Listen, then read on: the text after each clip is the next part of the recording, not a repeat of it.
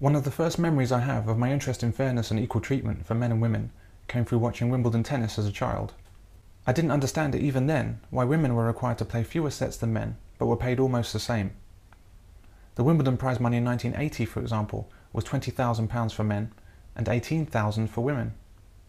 That means women received 90% of the pay of men. And in 2001, the men's prize was £500,000 and the women's £462,000.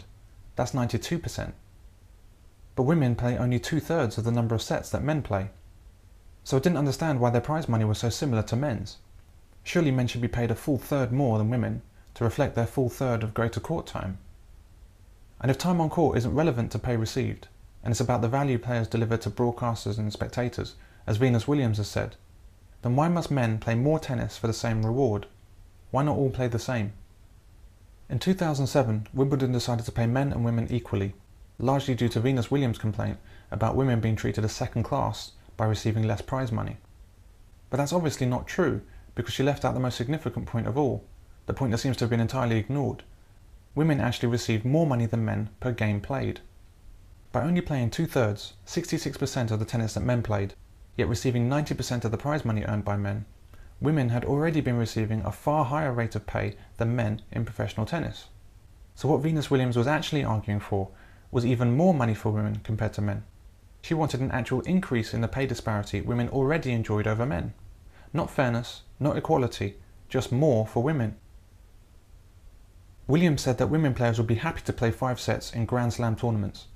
That may be true, but there have been no complaints from her to make Wimbledon change the rules so that women play the same number of sets as men. Her only demand was for more prize money whilst continuing to do less work. So equal prize money at Wimbledon doesn't represent equal pay at all. It represents a pay rise for women who already earn more than the men. Prize money in 2012 was £1.1 million, with men required to play a minimum of 21 sets to win the prize, whereas women were only required to play 14 sets to win the same amount.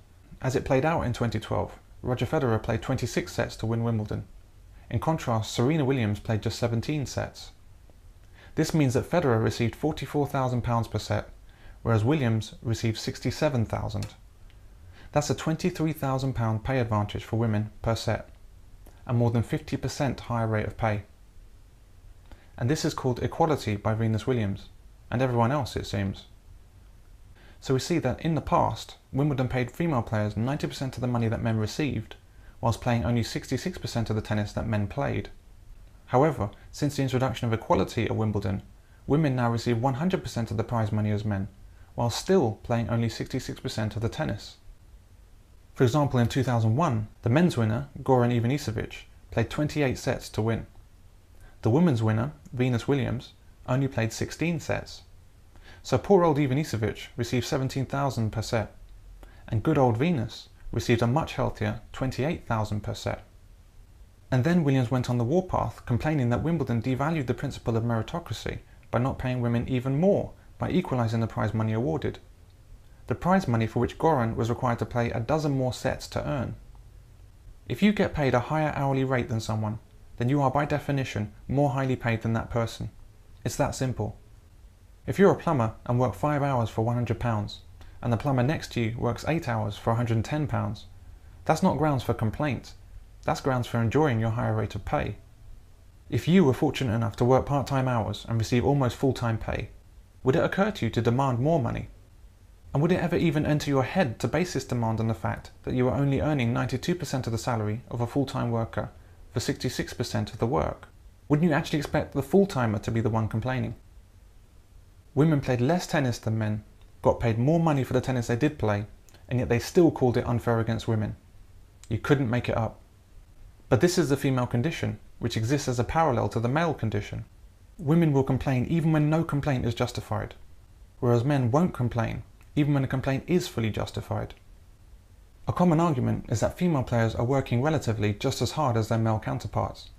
However, this raises some interesting questions. If we say that a woman playing the best of 3 sets is doing the same amount of work as a man playing the best of 5, then what we're saying is that female players are less capable than male players. And if that's true, then this is a reason to pay women less, not a reason to pay them more. And if it's fair as it stands, with women paid the same prize money as men despite playing less tennis, if that's currently fair, then why would Venus Williams say that women would be happy to play 5 sets? Wouldn't that then make it unfair for women? Wouldn't the complaint then be that women were being required to work harder than men for the same pay? Does female logic become any more incomprehensible than this? More to the point, does our support for this kind of thinking make any sense? The reason Venus Williams won this argument is the same reason that women win virtually any argument where they claim sex discrimination, even when it's demonstrably false. No one feels able to speak out against the claims because of a fear of what they might be accused of. We live in deeply dishonest times. There's nothing unique about tennis and the issue of fair pay. It simply represents the manner in which we've decided to treat women, and it illustrates in sharp relief the preferential treatment that women are prepared to not only accept, but fight for, while simultaneously claiming that all they wish for is equality.